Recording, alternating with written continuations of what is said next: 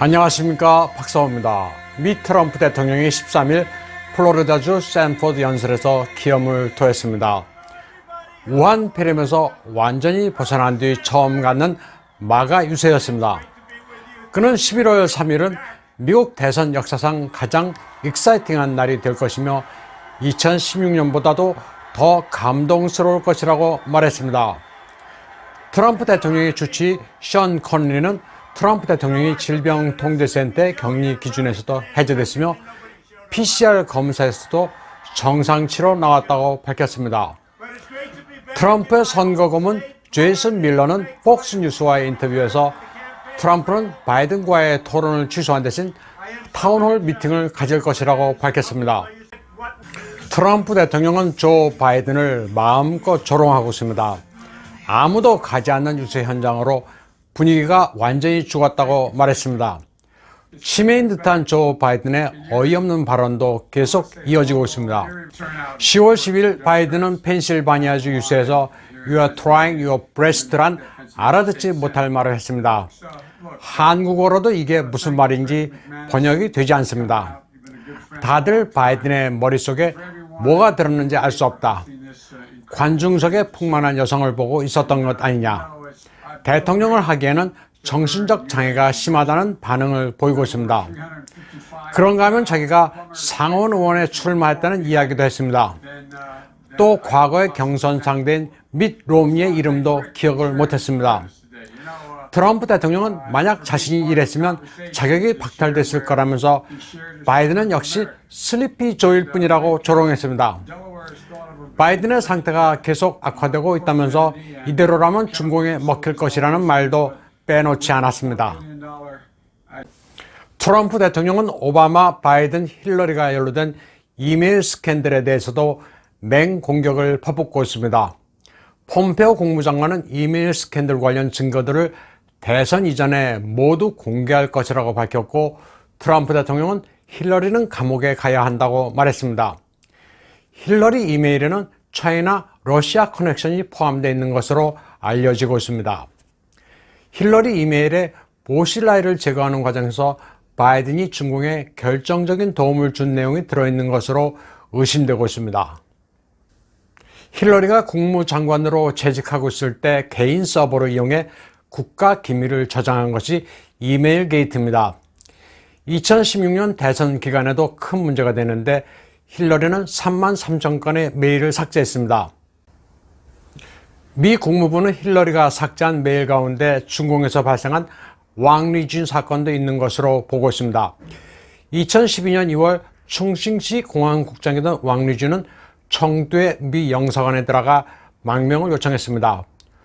중공의 부부장급 고관이 외국 영사관에 난입해 신변 보호를 요청한 사건이라 전 세계를 깜짝 놀라게 했습니다. 왕리준은 보실라의 오른팔로 창홍소흑, 공산당 사상 홍보와 범죄 소탕으로 명성을 떨쳤습니다.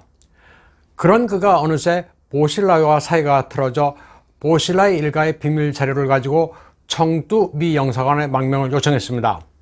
결국 왕리준은 영사관의 보호를 받지 못하고 체포됐습니다. 그리고 미국 영사관이 왕리준으로부터 받은 보실라의 자료는 고스란히 중공 당국에 넘겨졌습니다.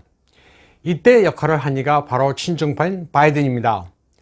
보실라이가 실각돼 무기형을 선고받게 된 이 사건은 미국이 정치 망명을 거부하고 중공의 권력 투쟁에 관여했던 사례입니다.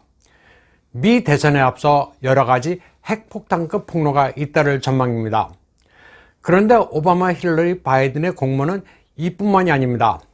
선거에서 트럼프가 승리할 경우 이들은 모두 반역죄로 감옥에 가게 됩니다. 10월 13일 넥스트 뉴스 네트워크라는 매체는 미 대선판의 핵폭탄이 될 수 있는 엄청난 폭로를 보도했습니다. 전직 CIA 요원 앨런 헤로 페럿이 벵가지 폭탄 테러 사건으로 사망한 내비실 대원 타이 우즈에 붙인 찰스 우드 그리고 니콜라스 노에게 놀라운 이야기를 해주는 영상통화가 폭로됐습니다. 오사마 빈 라덴 사살작전은 오바마, 힐러리, 바이든 일당이 이란과 짜고 버린 사기극이란 내용입니다. 사살된 것은 오바마 빈 라덴이 아니라 대역인데 살해된 대역의 시신도 바다가 아니라 힌두쿠시 산에 헬기로 버려졌다고 폭로했습니다. 진짜 빈 라덴은 이란으로 보내져 마스하드에 갇혀있다고 주장했습니다. CIA의 폭로자 페럿은 사실임을 입증하는 모든 서류와 음성 정보를 곧 공개할 것이며 대통령에게 개인적으로도 알릴 것이라고 말했습니다. 이 내용을 좀 자세히 설명드리겠습니다. 폭로에 따르면 2011년 5월 힐러리는 빈 라덴을 파키스탄에 있는 비밀 은신처로 이동시키라고 이란에 요청합니다. 그리고 미국의 특수부대 SEAL팀 6에 명령을 내려 파키스탄 은신처에는 오사마 빈 라덴을 살해하라고 파견하게 됩니다. 작전명은 오퍼레이션 넵튠 스피어였습니다. 그런데 SEAL팀 6가 도착하기 직전에 이란은 슬그머니 오사마 빈 라덴을 그의 대역으로 바꿉니다. 이런 내막을 모르는 SEAL팀 6는 힐러리의 명령대로 은신처에 숨어있던 가짜 오사마 빈 라덴을 살해합니다. 당시 오바마와 힐러리는 오사마 빈 라덴을 제거했다면서 전 세계에 지적으로 선전합니다. 이 사건으로 오바마와 힐러리는 이란의 발목을 잡히게 됩니다. 이란이 이들의 거짓 행각을 알고 있다면서 돈을 요구합니다. 1520억 달러를 지불하지 않으면 내막을 밝히겠다는 협박이었습니다. 결국 오바마와 힐러리는 1520억 달러에 480억 달러를 얹어 2000억 달러를 제공합니다. 480억 달러는 다른 미국 정치인의 입을 막는데 써달라는 거였습니다. 오사마 빈 라덴의 사체 처리도 상식적으로 이해가 안 되는 면이 있습니다. 오사마 빈 라덴의 시체가 바다에 던져진 것으로 보도되는데 무슬림들은 사체를 매장하지 바다에 버리지 않습니다. 이후 묘하게도 오퍼레이션 넵튠 스피어에 참여했던 SEAL팀 6의 대원 22명이 모두 알 수 없는 이유로 사망했습니다. 한편 내셔널 퍼스트는 대통령 선거 토론위원회 CPD와 관계 있는 두 개의 기관이 모두 민주당에 편파적이며 이 가운데 하나는 중공과 밀접한 관계라고 보도했습니다.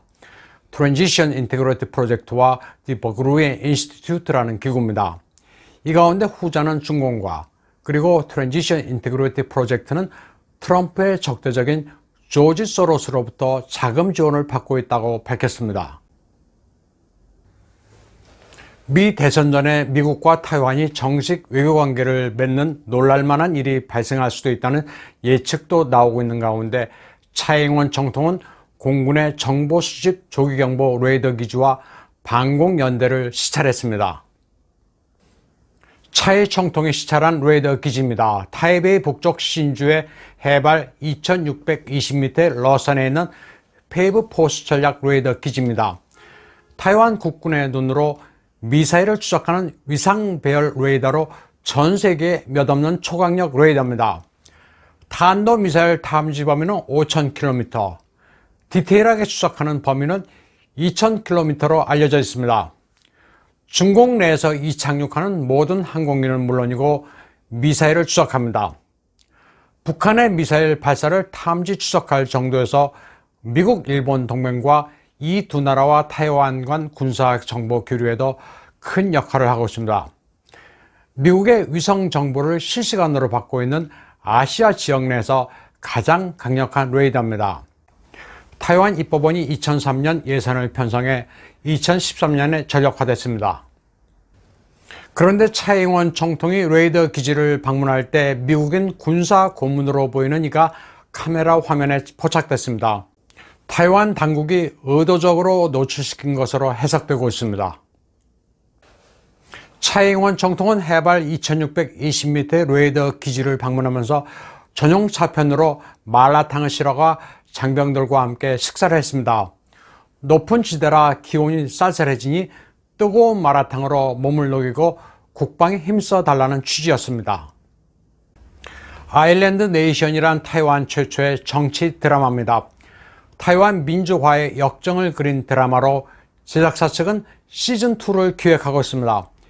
영화 제작 기자회견에 클라우드 펀드의 달인 486 선생으로 불리는 천연창이 1,500만 타이완 달러의 현금 뭉치를 들고 나와 영화사와 즉석에서 계약에 서명했습니다. 민진당 입법 의원들도 참여했습니다. 공산당이 통치하는 중공과 달리 타이완에서 어떻게 민주주의가 성장할 수 있었는지를 다루는 정치 드라마 제작에 적극 발벗고 나섰습니다. 중공에 아부하는 일부 연예인도 있지만 정상적인 연예인이나 영화사는 공산당의 압력에 굴복하지 않겠다는 의지를 밝힌 겁니다. 오늘 방송은 여기까지 하겠습니다.